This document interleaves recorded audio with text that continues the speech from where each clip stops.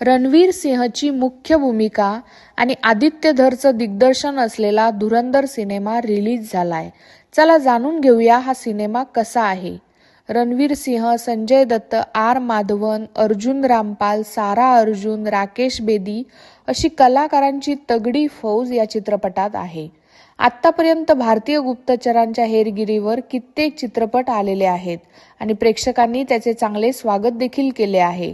हा चित्रपट देखील त्याच पठडीमध्ये बसणारा आहे. ही कथा सत्य घटनेवर आधारित असली तरी ती बरीच वळणं घेणारी आहे. 3.5 तासांचा हा चित्रपट असून तो खुर्चीला खिळवून ठेवणारा आणि क्षणाक्षणाला आपली उत्सुकता वाढवणारा आहे.